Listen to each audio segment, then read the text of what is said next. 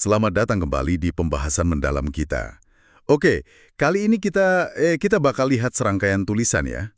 Ini dari sekitar tahun 2009-2010. Betul. Yang menarik, sumber-sumber ini punya pandangan yang cukup kritis ya, kadang tajam banget soal kondisi dunia Arab waktu itu. Iya, terasa banget ada kegelisahan gitu ya di tulisan-tulisan ini.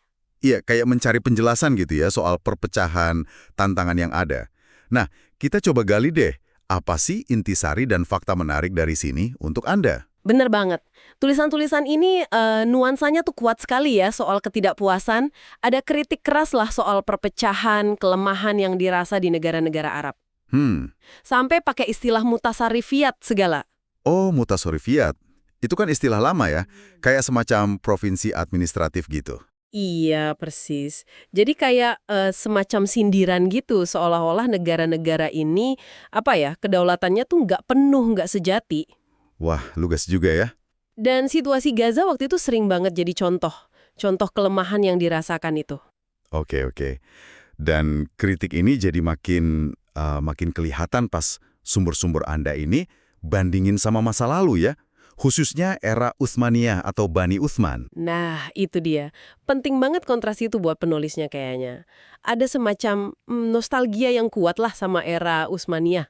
Nostalgia ya. Emang digambarinya gimana sih era itu?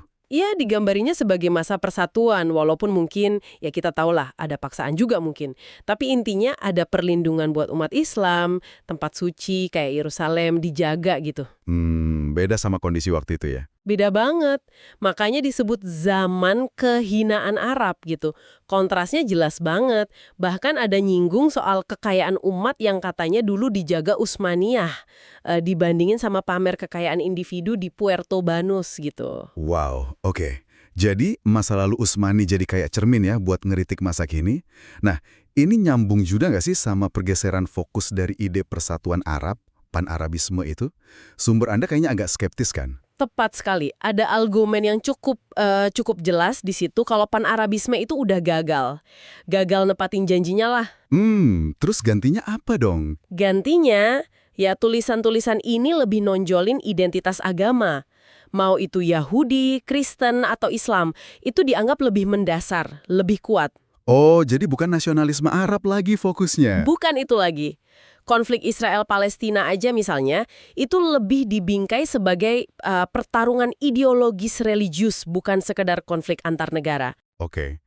Dan pandangan ini diperkuat lagi sama cara sumber Anda ngelihat dinamika kekuatan waktu itu ya, terutama soal perlawanan ke Israel. Betul. Teks-teks ini secara spesifik nunjuk ke kelompok perlawanan yang basisnya Islam, ya kayak Hamas, Hizbullah. Iya. Dianggapnya mereka ini, ya setidaknya di periode 2009-2010 itu lebih efektif gitu ngadepin Israel dibanding tentara-tentara reguler negara Arab. Oh, jadi itu dipakai buat argumen lagi ya? Iya, buat nguatin argumen kalau landasan perjuangan yang lebih kokoh itu ya agama, bukan sekedar nasionalisme Arab gitu. Malah ada juga pembahasan yang nyambung-nyambungin ke nubuat akhir zaman loh, soal kembalinya ke khalifahan, tanda-tanda kayak terbakarnya Masjid Al-Aqsa tahun 68 itu disebut di teksnya, dikaitin sama kejadian waktu itu. Wah, jadi interpretasi agama sama sejarah nyampur ya di sini. Tapi kan nggak cuma itu ya. Ada juga ringkasan pemikiran Al-Kawakibi soal tabiat kediktatoran. Ini kayak nyari akar masalah lebih dalam lagi ya, di sistem kekuasaannya. Persis, ringkasan Al-Kawakibi ini seperti yang disajiin di sumber Anda ya, itu nekenin banget hubungan sebab akibat yang kuat.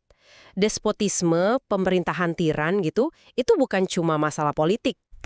Tapi langsung rusak moral, ngerusak intelektual masyarakat. Gitu.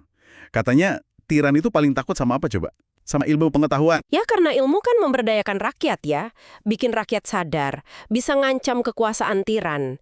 Tiran juga cenderung manipulasi agama, buat kepentingannya sendiri, terus ngandalin penjilat, dan secara sistematis ngerusak akhlak publik. Jadi Intinya, kebogolan rakyat itu jadi kekuatan buat si tiran. Gitu, kata Al-Kawakibi di ringkasan itu. dalam juga ya analisisnya. Terus solusinya gimana dong menurut Al-Kawakibi di situ? Solusinya ya harus mulai dari bawah, dari akar rumput. Peningkatan kesadaran sama pendidikan masyarakat, itu kuncinya.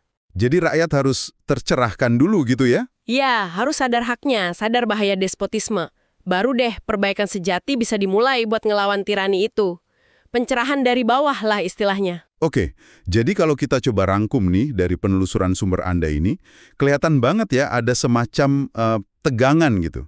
Di satu sisi, kritik yang pedes banget ke realitas dunia Arab 2009-2010. Soal perpecahan, kelemahan, dampak despotisme. Iya, kritik tajam. Tapi di sisi lain, ada pandangan yang idealis banget, mungkin agak romantis malah ya, soal masa lalu Utsmaniyah. Sebagai kebalikannya, era persatuan, kekuatan. Betul, dan di tengah-tengah tegangan itu ada upaya analisis yang lebih dalam, kayak lewat pemikiran Al-Kawakibi tadi, yang coba nunjuk akar masalahnya ya di sifat dasar pemerintahan despotik gitu, dan dampaknya ke masyarakat. Nah, ini mungkin jadi bahan renungan buat Anda yang menyimak. Gimana kira-kira narasi sejarah yang kontras kayak gini, masa lalu yang diidealkan, masa kini yang dikritik, plus analisis soal struktur kekuasaan macam despotisme ini, bisa ngebentuk cara kita memahami tantangan-tantangan rumit di suatu wilayah, bahkan mungkin sampai sekarang. Sesuatu buat Anda pikirkan lebih lanjut ya. Sampai jumpa di pembahasan berikutnya.